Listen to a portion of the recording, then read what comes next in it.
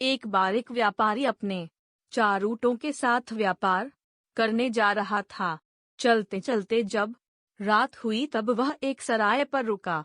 सराय में जाने से पहले वह अपने ऊँट एक पेड़ से बांधने लगा। 3 ऊँट बांधने के बाद उसने देखा कि चौथा ऊँट बंधने के लिए उसने जो रस्सी रखी थी वह कहीं रास्ते में गिर गई क्या? आप भी सोचते हैं कि आपके हालात आपके नियंत्रण के बाहर हैं?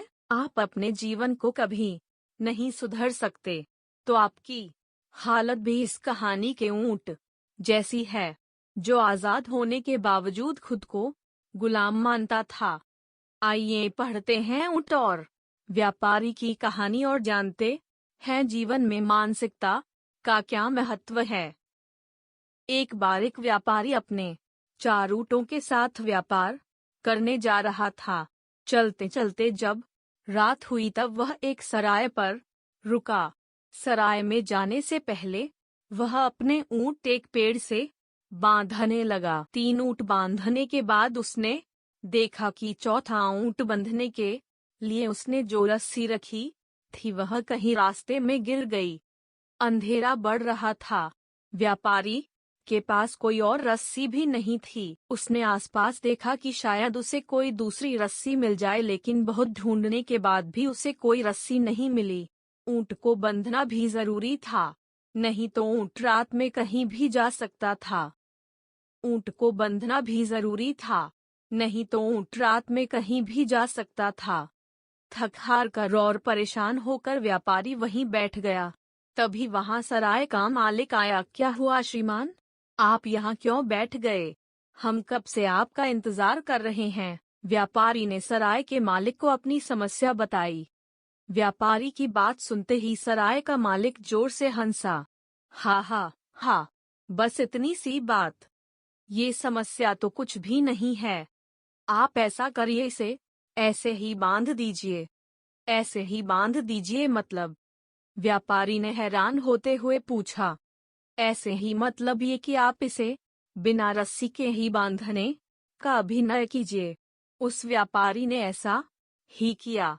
ऐसा किए जाने पर ऊँट शांतिपूर्वक बैठ गया। व्यापारी ने उसके सामने चारा डाला और सारे के मालिक को धन्यवाद देते हुए आराम करने चला गया। उस व्यापारी ने ऐसा ही किया। ऐसा किए जाने पर ऊँट शांतिपूर्वक बैठ गया।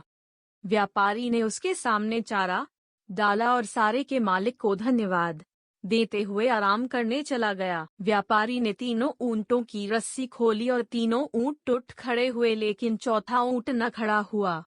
व्यापारी उसे मारने के लिए एक डंडा उठा लाया। तभी वहां से सराय का मालिक गुजरा। उसने व्यापारी को टोकते हुए कहा, रात को तो हमने बस इसे बांधने का नाटक किया था, बस वही नाटक आपको फिर करना है।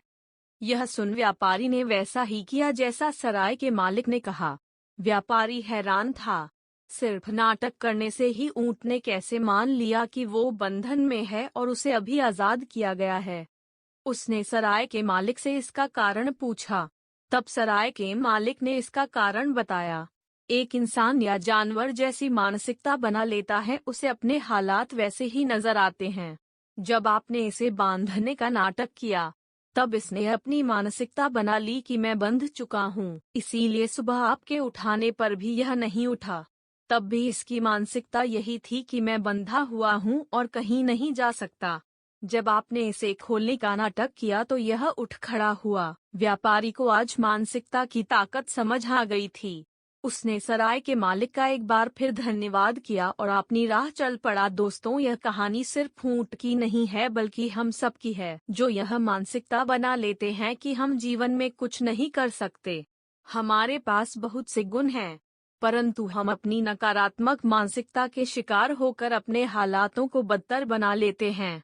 हम सबके अंदर वो सारे गुण मौजूद हैं जो हमारे जीवन को बेहतर बना सकते हैं।